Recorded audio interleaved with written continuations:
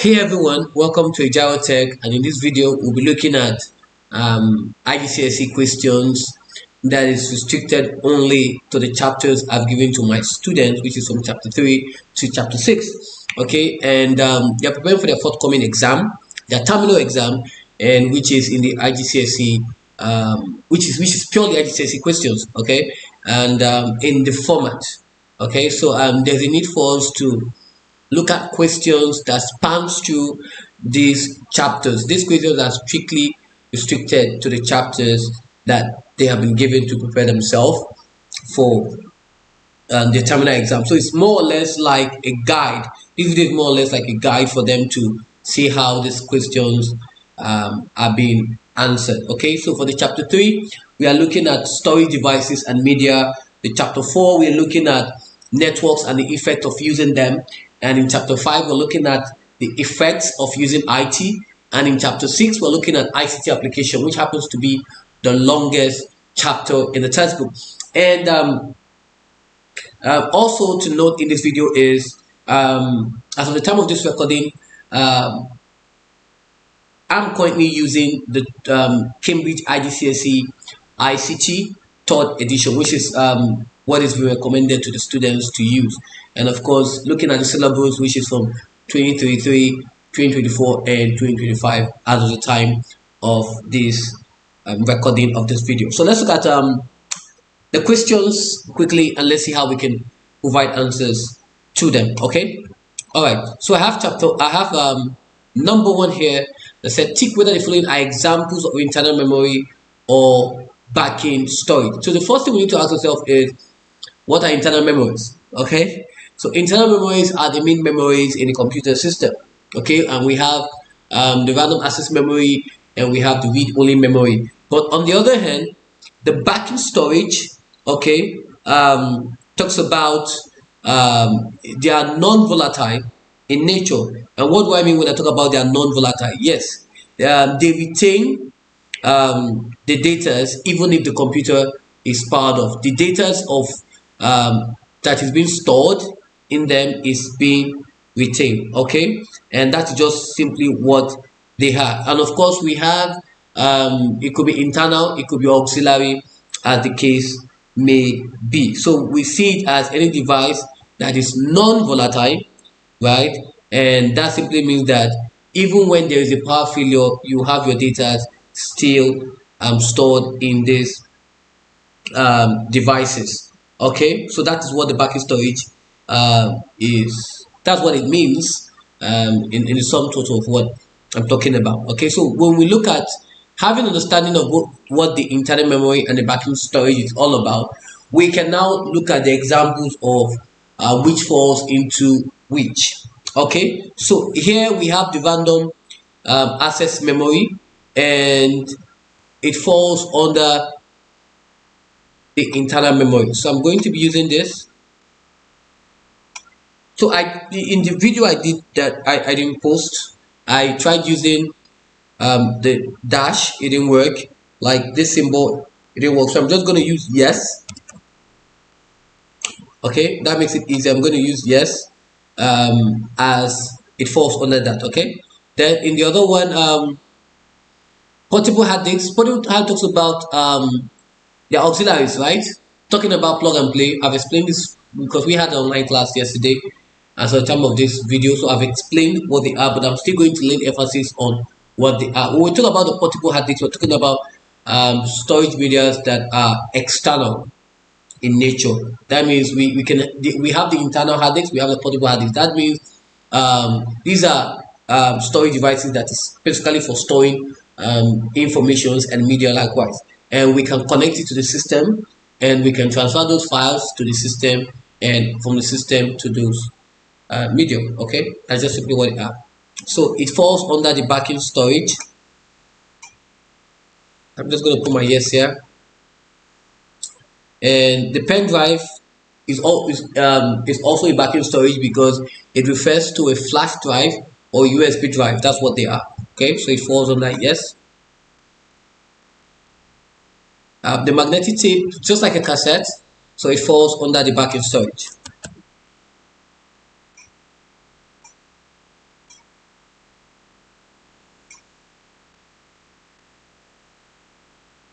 Okay. Question 2. They said tick whether the following statement about networks are true or false. Now, this is networks, talking about chapter 4, right? Now, when we look at, they said a hub is a central computer, a router connects a LAN to the internet, a bridge connects a WAN to this to a LAN, the switch connects computers in the network. Now, we look at what then is a hub. It's important that we know what they are, right? When we look at a hub, we're looking at the network devices that primarily connects computers together to form a local area network. That's what they are. So they are primarily used to connect these devices, right? In fact, they are hardware devices that will connect these computers together to form a local area network. So a hub is not a central computer. There's something in data processing or computer studies that talks about network topology. That is for the YX students, okay? Network topology, and the star topology becomes a central computer that other computers are connected to it. So in this case, hub is not, okay? So that makes it a false. So I'm just going to put yes. I tried this.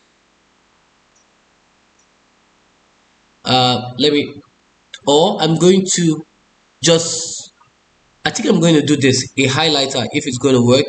I'm not sure if it will, but let me try if it's going to work. I don't even have, I thought I had black, but there's no black here. So I think I'm going to use red. So let's see if it works. Okay, nope, did not work. Let me just get this to erase this.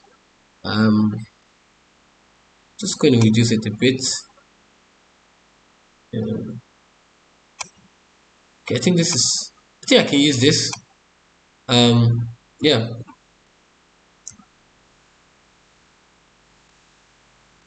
I can use this. Okay, so it is false. Okay, this is better. It's false. Now, a router, on the other hand, if a hub connects these devices together, the router on the other hand is the one that connects this hub, right, to the internet. That's what it does. In fact, it routes data packets, right, from one network to a network. Although the catchphrase is based on the IP address. So that makes it connects down to the internet. That makes it true. Okay, this is better. Okay. Yeah, I ended the other video. Thank you. So a bridge connects a WAN to a LAN.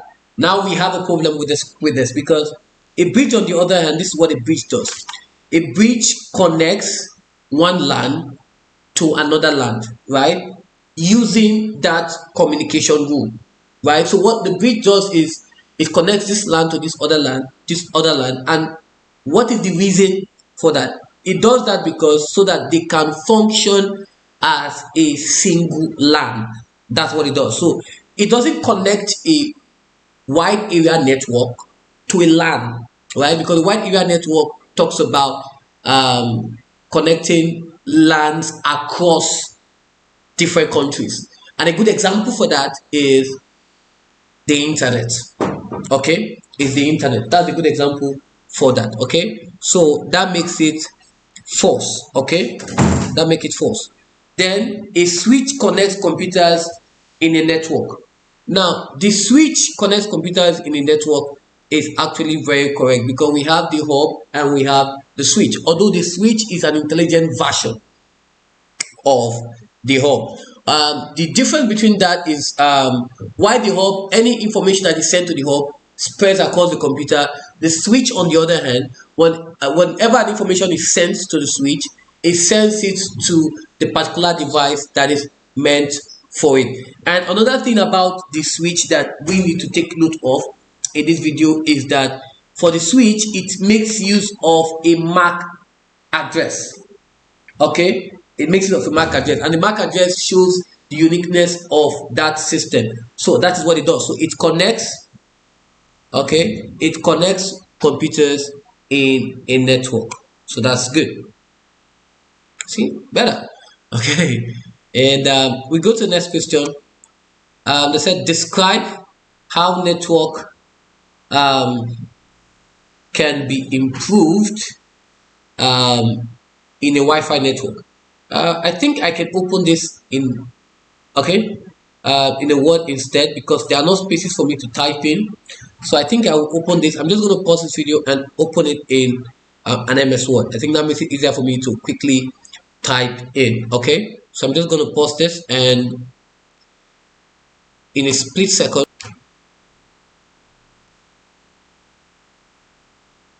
Okay, so this is better. So it means I can even do this. Okay, just to answer here better. Okay, better. Pen drive is this. I'm not going to start the video. I've been doing that before. I'm not going to do that. Okay, that's better. That's true. That's false, and this is also true. Okay, so done. So now let's look at it. They said describe how a security can be improved upon in a Wi-Fi network. Okay, so let's look at it. How can it be improved upon in a Wi-Fi network? Now the next thing is, what is a Wi-Fi? Okay, that's the most important thing that we should ask ourselves. What is a Wi-Fi? Now Wi-Fi means wireless fidelity. Now that tells you that it is a wireless communication between devices. Okay, that's what they are, between devices. So it helps us to be able to connect wirelessly. Okay, that is transferring data. It's just the same thing with the Wi-Fi and the Bluetooth, although there are difference between them in terms of, one gives you access in terms of connecting to the internet, and the other one is for just transferring of files. Okay, although in the Wi-Fi it still can transfer files. Okay, so that's right. So let's look at how security can be improved in a Wi-Fi network. The first thing is, when you're being connected wirelessly, you have to be careful about not broadcasting your Wi-Fi security key. So I think that is what should be here, right? Not okay. Do not broadcast your Wi-Fi, okay, security key. Okay, so be careful when doing that. Okay, and the next one is you can use a wireless security. Use a wireless security key for it. Okay, and what other one can we take off is, you can enable what we call a WPA encryption. Now, WPA encryption talks about wireless personal area encryption, talking about putting your password, a password for it. Enable it so that anybody that wants to have access to that network needs to put in a password. So enable WPA encryption, and okay, you could secure your wireless.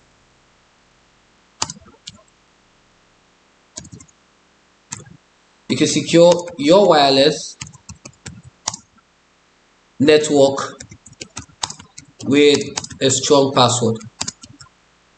Okay, it may take me time to type all this, so I'm just going to there are times I will just be talking without typing because of time. Okay, yeah, because of time. So the next one is Tomisin Mofoye has discovered a large number of spam emails in her inbox, and of course she's worried it may be a phishing attempt. Okay, so explain some other dangers of opening spam emails. What are the dangers of opening a spam emails? Okay, so let's look at that. Dangers of opening spam emails. Now the first thing we have to look at is what is phishing, right? What is phishing? That gives us an idea of how we can be able to attempt this question. Okay, when we look at what phishing is, we see phishing as tricking somebody, of course, through the use of what we call a deceptive email message, by sending in links that takes the person into a fake website to getting their personal information. Okay, that is just what it is. Okay, and when you're tricking somebody into giving informations, right, that will allow them to gain you access to either take their money or personal informations from them. That is what phishing is all about. So she has not discovered that a large amount in her spam folder, and she's worried now. Explain some other dangers of her opening the spam email. So if she opens it up, what are the dangers she's likely going to encounter when she opens it up? Okay, like I said, it's not everything I'm going to be typing, so I will just more or less be talking about them. Okay, so we talk about the spam may contain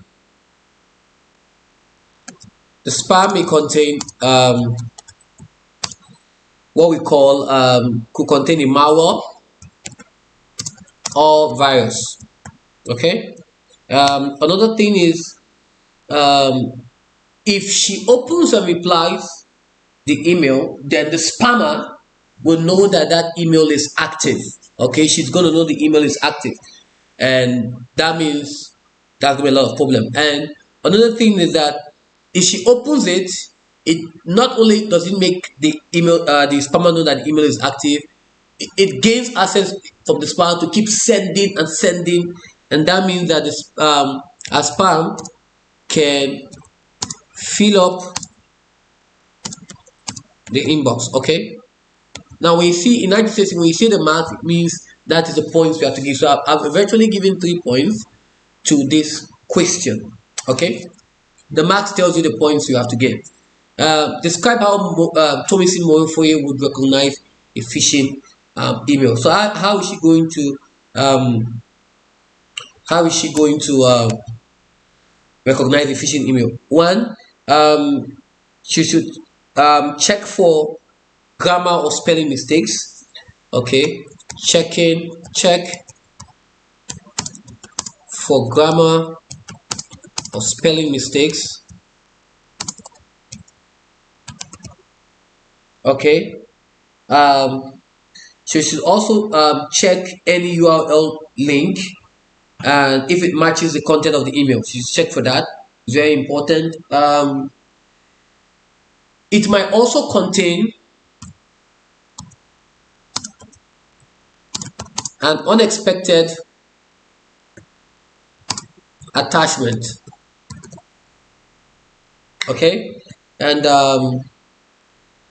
if it sounds too good to be true,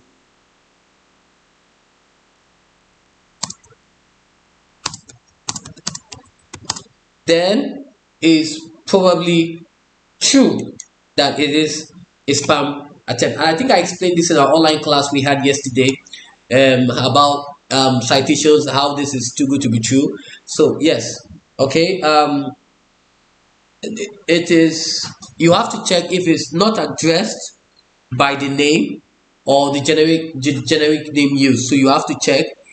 She has to check about that to ensure that the name used is from an official organization or not. If it's not, then that can also be phishing, right? If it's probably in the spam folder, there's every possibility that that is a phishing.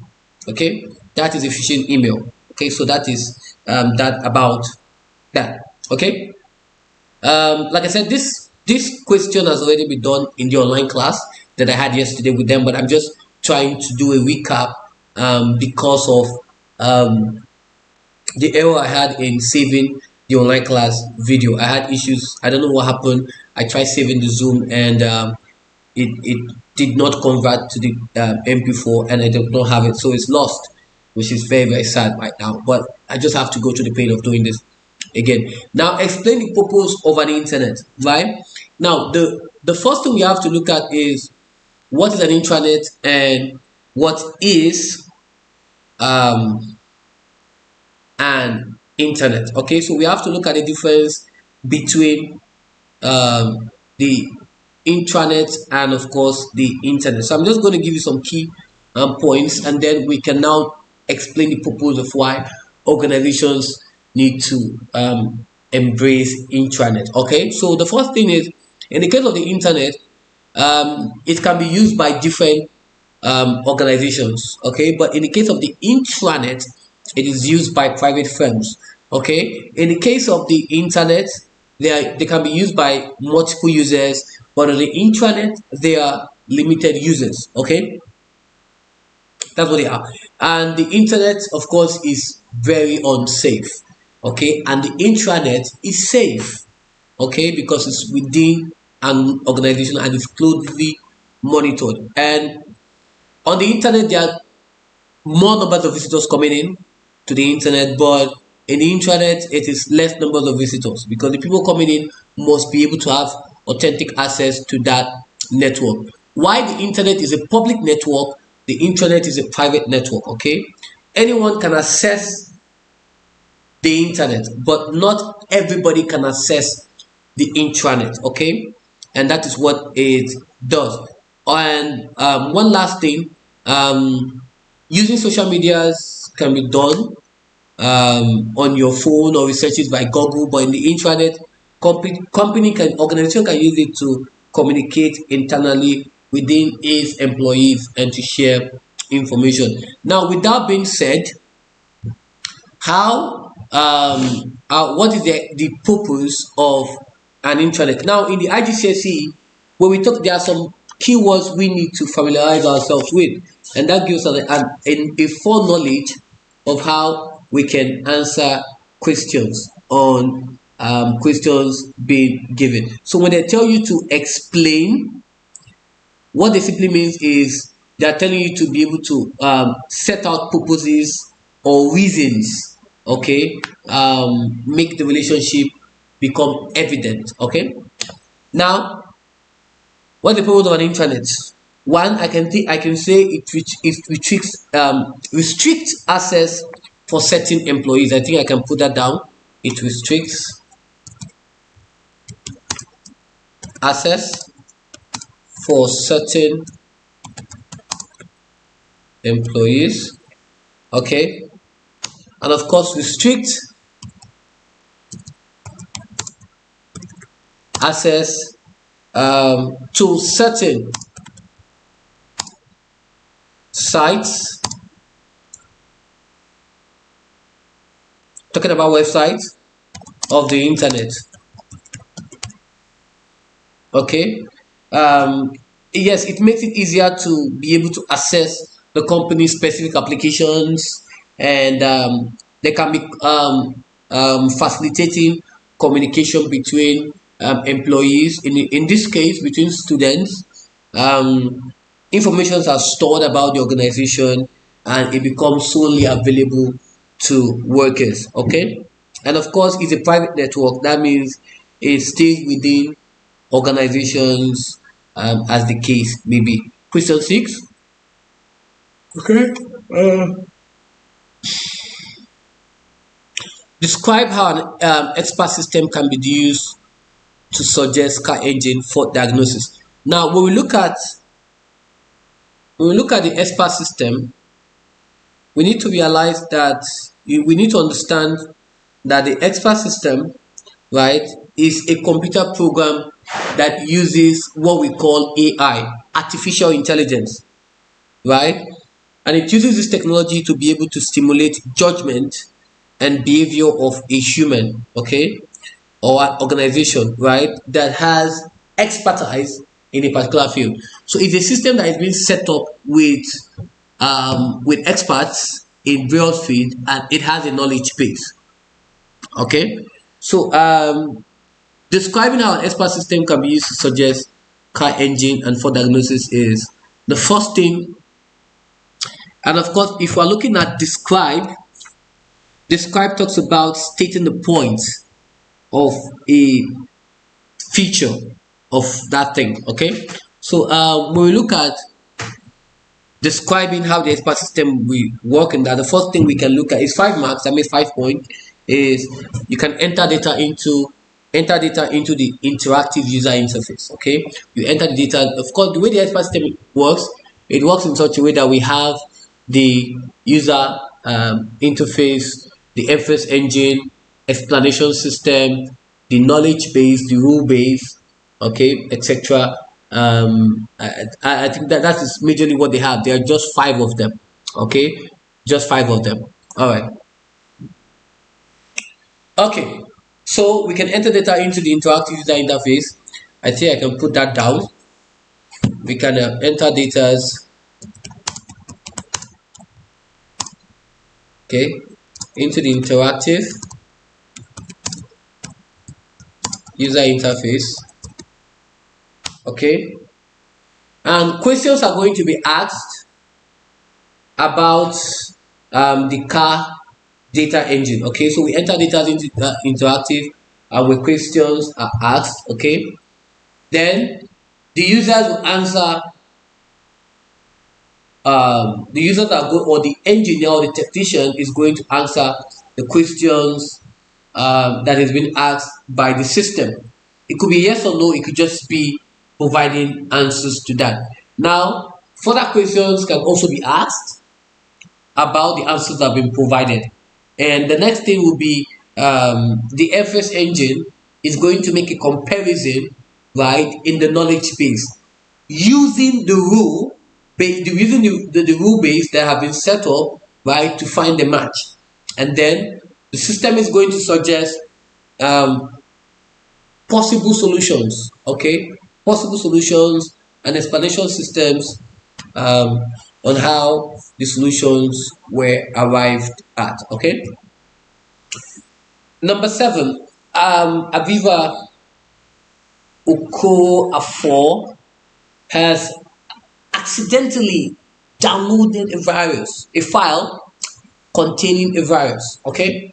Now we are to describe the possible effect on Aviva's computer system if she opens the file. So what are the possible effects that she's going to have? Possible effects on her if she opens the file. You know, she downloaded it, she didn't know, and now if she's going to open it, what are those effects she's going to have when she opens it and the system is now infected? 1, it can replicate itself, and that is filling up the computer memory, okay, and it can cause the system to crash. Yes, I should type that one.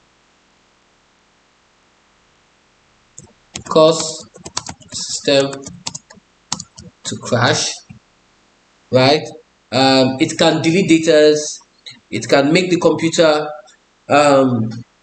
system to become unusable, it can make some softwares to become unusable, even the operating system, okay. It can erase contents in the hard disk, you know, it can do a lot of things in the system, okay. So that is just that. Okay, the next one is the B part talks about describe how Aviva can prevent a computer from downloading viruses from the internet. So how can Aviva prevent a computer from downloading viruses? I think the first smart move she's going to do is ensure she has an antivirus installed in her system, and she needs to run an up-to-date. If she has an antivirus, she needs to run an up-to-date antivirus software. That is, run the latest, install the latest one, make an update of the latest software and the antivirus software. And she in the case of email, she should not download files from email she doesn't recognize. She has to be careful about that. And she should not also download files, game or software from unfamiliar websites. Okay, and I also explained in the online class how we can be able to identify sites that are recognized properly or sites that are safe or unsafe. Okay, she can scan all mails before opening in regards to mails, because we're talking about if she's going to open a file. Is she opening it from a file explorer or is she opening it from an email? So we have to look at all possibilities here. And of course, she can scan the attachments to emails for viruses, and of course, she can even avoid opening spam emails. If it's from the spam folder, don't just open it. Okay. All right. Question 8. The bank checks are sometimes used to pay bills, and I think I explained this in the online class, and I showed a sample of a bank check and how it looks like. Okay, so it shouldn't be strange. I think I did that. I opened a bank check and they won't jokingly ask me to open my bank check. All right. So they said name 4 pieces of information that the bank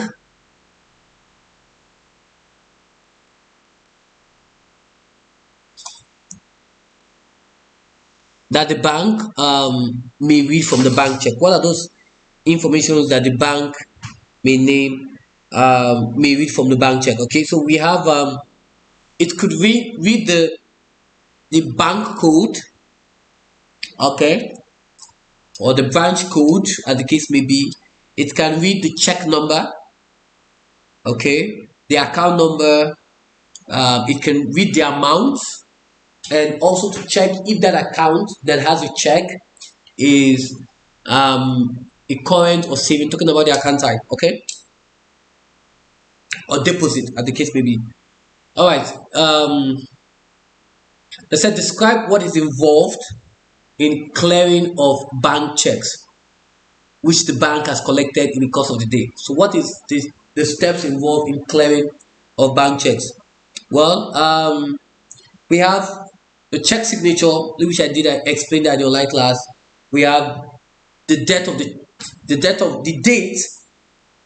of check. Okay, they are also going to look at that, the date of the check.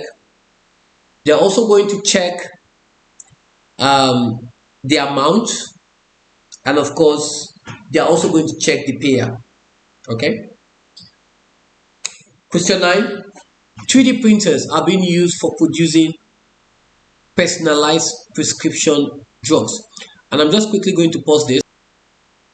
Now in the Google Classroom, I posted a video on the 3D printer, and I want you guys to check that out because that video gives a clear picture of 3D printers. Okay, so please kindly check out this video on the Classroom.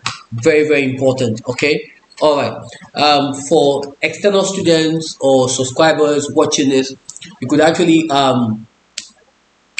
check this out on YouTube. I have the name here, and also this on YouTube. You can check it out, and that will give you a proper understanding about 3D printers in computers in medicine. Okay, for external students in the IGCSE who are watching this right now. Okay, so I'm just going to pause this. All right, so let's go back to this. All right, so give 2 examples of using 3D printers for this purpose. Okay, so let's look at the examples of using 3D printers for this purpose. Tablet can be customized to individual needs. Okay, I also explained that in the class we had yesterday. It is easier to change the percentage of drugs in the tablet. It's so easy to change the percentage of drugs because you're changing the percentage to the user requirement. Okay, to be careful that it is not too much for the user in their system. Okay, it can be produced in small batches, therefore reducing waste. That's another bit of 3D printer because you want to produce a quantity that will be used right now and not produce one at the end of the day. It will become wasteful.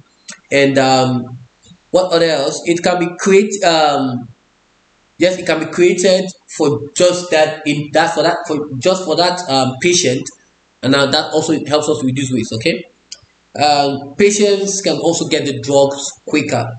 Okay, now 2 disadvantages of using 3D printers for this purpose. So what are 2 disadvantages of using printer for this purpose. Now, what comes to mind simple is it's expensive to acquire the machine, and the materials needed for this medicine becomes expensive to acquire.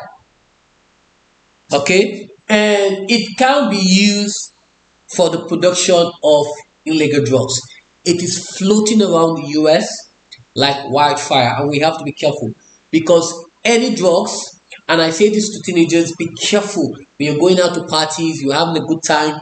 Please be careful of the substances that you take into your system, because any amount, I'm talking about, even though it's a little grain of sand, as long as it's mixed with fentanyl, right, it can be very, very fatal, right? So please let us be careful with how we take, or how we go out. And but these drugs, these illegal drugs comes in different appearances. It could be like sweets. They tell you just a sweet, it will get you high.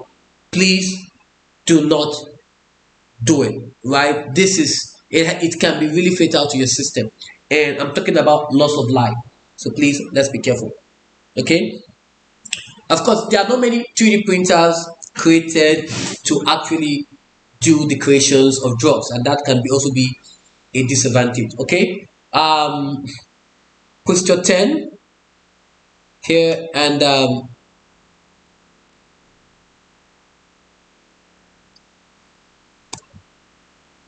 now they said email is a method of communication that uses the internet. Email, right? Talking about electronic mail, sending and receiving messages over the internet. Okay, they said explain the strategies you could use to protect yourself and your computer while using emails. And that's 6 marks, guys. So let's start thinking of all the strategies we could use to protect ourselves.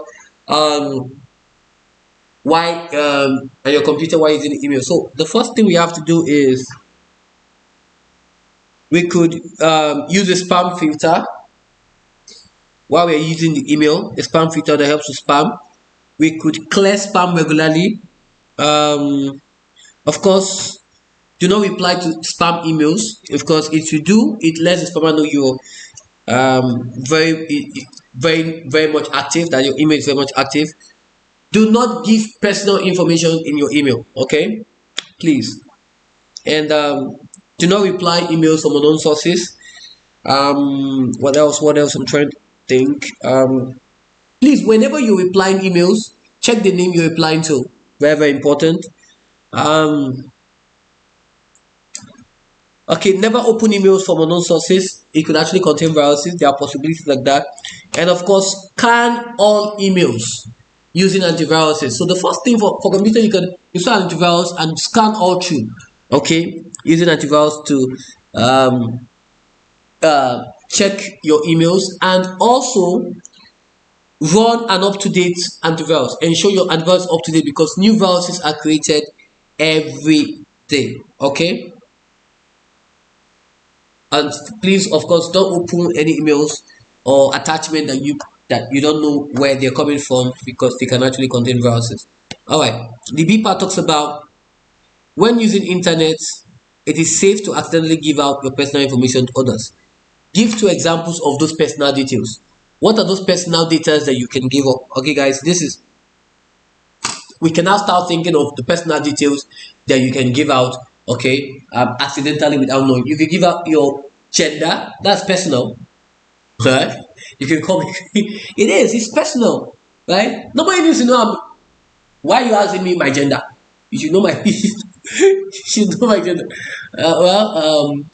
I'm very sure we have just male and female. If you have anything more, I don't know, because God created Adam and Eve, and not Adam and Steve.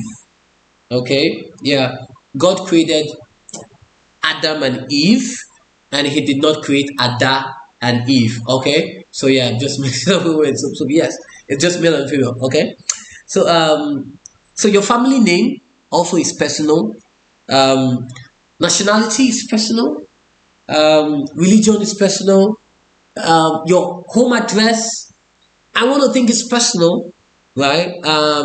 Phone numbers, what else? Date of birth, um, bank details is personal. If bank details is not part of what you're thinking right now, then I don't, maybe you guys are, you're young, you may not have, but yes, you all have bank accounts, so you should think about that, right? Because especially when you're going for talk shop, you don't want to give out your bank details, your pin, so that other students will not, use your money for you in talk shop and they will give you some more. Okay, we have medical history, and that is actually personal. Nobody should need to know apart from your family. That needs to know the certain things you're going through. Okay. Um, okay, this may be nothing, but it could be membership of maybe a party, political party or something. Those are personal. Anyway, your daddy could be in a political party or something. So yeah. Criminal activities. Yeah, it's personal. Yeah, the things nobody needs to know the crimes you've committed. Right? Okay. So I think that's anything else. I think well, if you have more, you can drop it in the comment right here. You can drop it in the comment section. Just indicate the number and drop it in the comment section if you're watching this. And for my students, you could actually drop it in the comment section. That will be posted in Google Classroom. I want to know the things that are personal, that personal data that I've not mentioned that is personal. Okay. All right. Describe ways of protecting your personal data when using the internet. So, what are the ways of protecting these personal data of talk using the internet? Right? We talk about the use of strong passwords. Please use strong passwords when you're on social media, when you're going accessing some website that you've registered on, and your personal details are in shopping, the likes of that. Please make use of a strong password. And I've taught you in class about strong passwords. Okay, that talks about combination of uppercase, lowercase, numbers, and special characters. We are mixing them together. Yeah, mixing all them, and that makes a strong password. There's some site that tells you if it's going to be a weak password, a medium password, or a strong password. You really want to use a strong password. Okay. All right. Regular changing of passwords helps. Okay. To protect your personal data, you can regularly change your passwords. Okay. Use different passwords for different logins. Very important. Some people just have one password for all their logins. Okay. For crying out loud, your name is Faye Tolua. I'm not expecting you to use Faye Tolua all through the website that you have access on, that your credentials are there. You don't have to use it. You don't have to use the same thing. And then you're not shouting, hey, whoa, my Facebook or my social media is hacked. Why will it not be hacked? How will it not be hacked? When your name is Faye and you're using Faye, right, as your password. That is your name, and you're using that as your password. Come on, it's easily guessed. Not even date of birth. It's easily guessed. People can think of it and just, oh, okay, she's using a date of birth. So use something that is a strong password. Okay. If you're on social media, do not give out your full name or your pictures. Okay, I've learned that lesson now. Okay, because my students are now snooping around my business. Okay, they're snooping around my business. Like, it is a private thing for me, and I expect that my private thing becomes private, and you don't snoop into my private thing. You just stay away from my business. Okay. All right. So don't give out your full name, because if I didn't have a full name, probably my personal information will be personal, right? Okay. Yeah. And okay. Setting your social media to private. Now there's what we call a Finsta on social media. That is creating your account that is personal. That means only friends and family can be able to access your information. Okay. Now for the guys, this is not gender bias. Trust me, guys, it's not gender bias. I think it's a culture. I'm not saying it's not gender bias, but the guys are more into gaming than the girls. Okay, you can argue that on the comment section. But like I said, I'm not gender biased. Okay, I'm not. I'm not. Trust me, I'm not. Okay, but for the guys or for the few ladies, for the few girls, okay, for the few girls who are into online gaming, please use aliases. Okay, don't use your actual name. Right? You are Aviva. I'm not expecting you to use Aviva in your online gaming. Use something else. You could use, who knows, Christine, as alias. Okay, all right. Only send personal data on protected website using HTTPS. Now, in websites, you're going to observe something, and I'm quickly going to show you that right now. Now here you discover that there is a padlock here. Now if you check the padlock, it shows you that connection is secure. The site settings. Now this padlock means HTTP, right? HTTPS. That means this is hypertext transfer protocol word secured. That's just what it simply means. Okay. All right.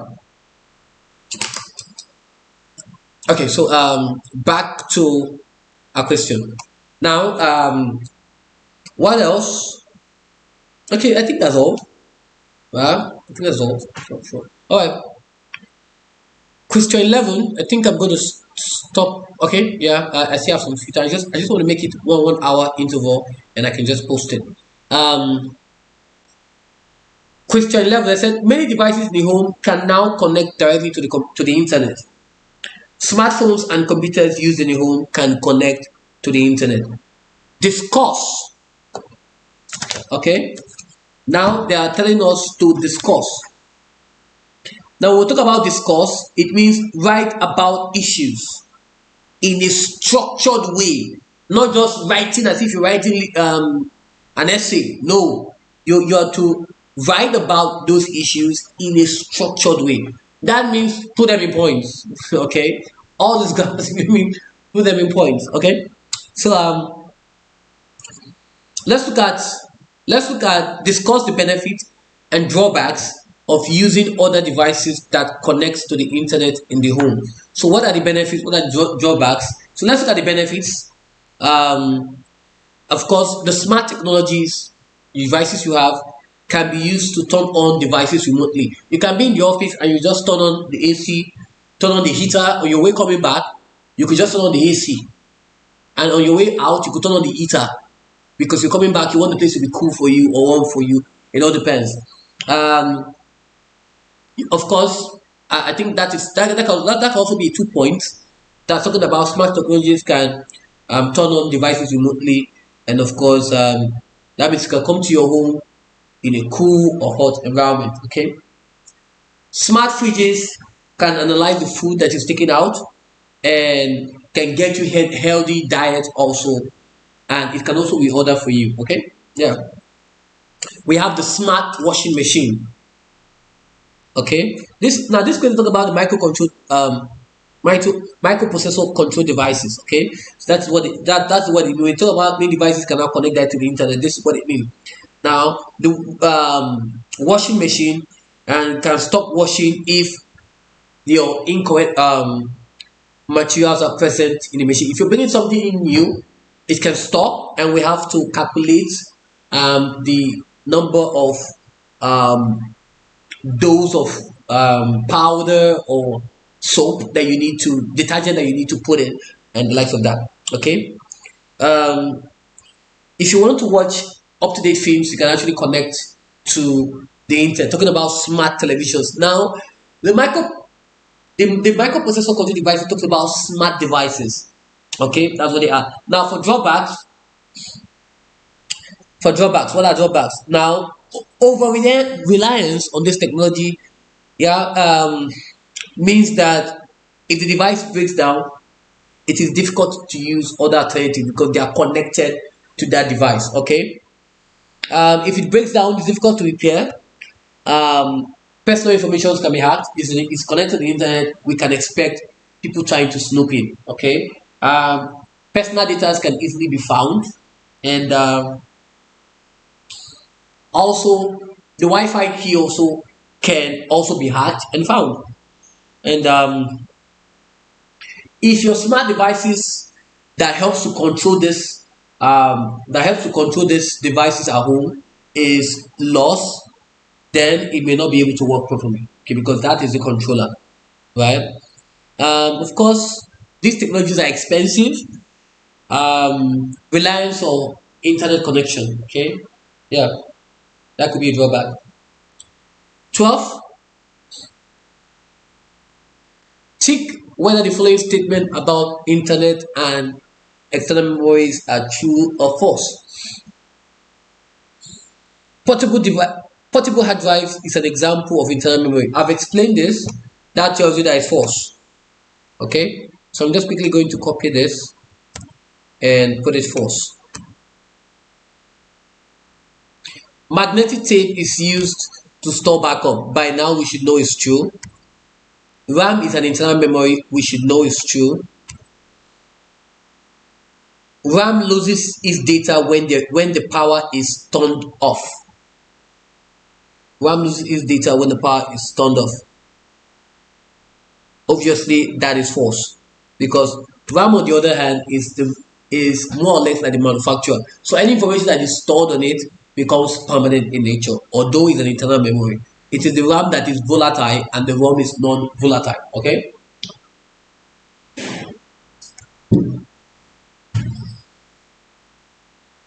Okay, there are some questions I'm going to give you like 2 minutes to answer, like a minute to answer quickly before I jump in. Okay, just love testing you. Okay. Let me quickly check my time. Okay, so yeah, a company setting up video conferencing.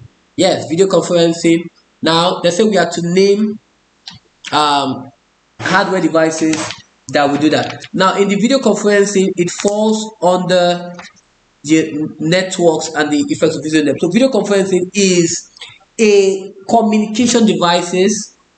It's a communication method rather that uses both video and sound, and we had that in the online class Zoom. We had a Zoom yesterday night, and yeah, we had both video, we had both sound, and we could be able to interact properly. So that is what video conferencing is all about. It uses both video and sound. Okay, and it's, although it's a substitute for like face-to-face conferencing between people, but it's now being replaced with virtually. So it is an alternative for face-to-face, especially breaking the barriers of time and place when holding meetings. All those barriers are being eradicated. Okay, and of course it is carried out in real time. That's one key thing about video conferencing. That means everybody was, it could be different time zone, but everybody was online during that time. Okay, and of course, yeah, of course, in some of the network you have to use internet connection as well to be able to connect. Okay, so they said name 3 computer hardware devices that will be needed. So I'm just going to give you like 10 seconds to mention them without looking anywhere, and I'm going to answer them right now. So 10, 9, 8, 7, 6, 5, 4, 3. Time up. Time up. So if you answer that correctly, we're going to see, right? So the hardware devices we're going to need is, you're going to need a webcam, digital camera, it could be the one embedded or the external one. You will need a microphone, you will need a keyboard. Okay, you're going to need a projector. Cases, yeah, in case you need a projector. You could need a remote control for that. Using a projector, you could use a remote control. You could use speakers or headphones, okay, as the case may be. Okay, those are the computer hardwares that will be needed. Computer hardware. So you have a computer ready for video conferencing. So you don't have to mention mobile phones. Neither do you have to mention laptops, because they're talking about computer hardwares. Okay. Now the company have set up a web conferencing. Web conferencing talks about webinars. Okay, webinars, guys.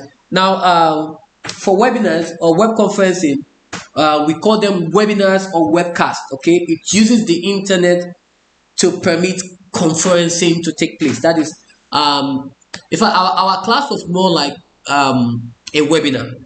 Okay, because I was teaching you some things, and although it also can be known as a video conferencing. Okay, yeah. So multiple computers are used with this system. Multiple computers are being used in the system. Okay, and of course, all are connected over the internet, as the case maybe. Okay, it's carried out in real time, like the video conferencing, and of course, business meetings are done on it, presentations, online education or training. So in terms of online education, it's more on web conferencing, not video conference. Video conference is just when you're chatting with your friends in virtually, face online, in FaceTime. Okay, but webinars is more like a business setting or an educational setting. Okay, yeah.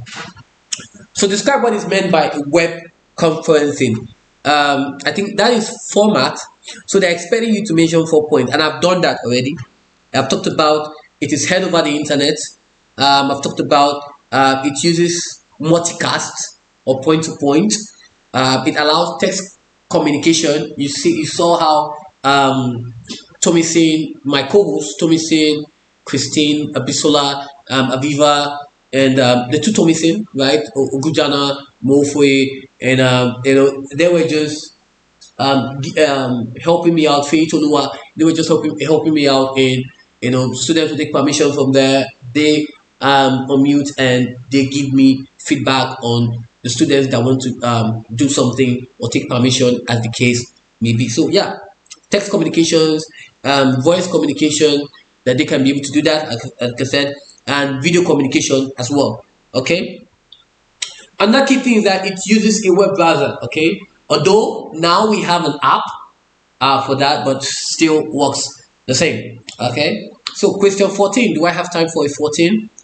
Yes, I have time for a 14. All right. So an automatic washing machine contains a device to read RFID sealed into clothing. When an item of clothing is placed in a washing machine, it is scanned. Now, in the Google Classroom, I've posted a video on that on the ICT application, and I want you guys to go look at it. Right? Check it out. Okay, so I posted a video here. Differences between RFID, and I posted a video already on RFID technology. It's quite explainable, and I also posted the differences right here between that. So you really want to check out these videos on the Google Classroom. For my students, for external students, I just did that, so you can actually back forward, just rewind it back a little bit, and then you can see the name of those videos on YouTube and you search them out. Okay, that's perfectly fine. All right. So I said, when I describe how the data is read from the RFID. Now, if you watch the video, you can be able to provide the answers right here. Okay, so let's look at it. For that, let's describe how it is. So we have the washing machine sends out what we call radio signals to read the data from the RFID, because it's a tag that is placed. We have the passive tag and we have the active tag. The passive tag doesn't use a power source. The active tag uses a power source, like a battery. Okay. Of course, they act as a passive transponder. Because it is sealed into a cloth, automatically it becomes a passive transponder. Okay, that settles it. See, the video was helpful. Explain the benefit of using RFID technology in a washing machine. Let's explain the benefit of using. And RFID means your radio frequency identification. Right? It is now a device that does that. Okay, so it is not RFID means a radio frequency identification device. No, it is radio frequency identification. It is now a device that helps us to be able to locate certain items. Okay. All right. So explain the benefit of using this technology in a washing machine. So right, it stops material from being incorrectly washed. There are materials that don't need to be washed. So what the RFID does, it said an automatic washing machine contains a device to read RFID chips sealed into the clothing. So if this clothing is not meant to be washed, it sends a signal out that this particular cloth is not meant to be washed. Okay, it stops color items from being in the wrong wash. Okay, so you could check this is suit here, this is this here. So when you have any, we can move to know this should be here, this should be here. Stop clothing of different material being washed with others, as the case may be. It allows the washing cycle to be set automatically, and of course it will know the amount of water, so you don't have to waste water, as the case may be. Okay, so that's the benefit of that. Okay, do I have 4:15? Okay, I'm going to stop here, guys, and see you in the part 2 of it. Okay, all right.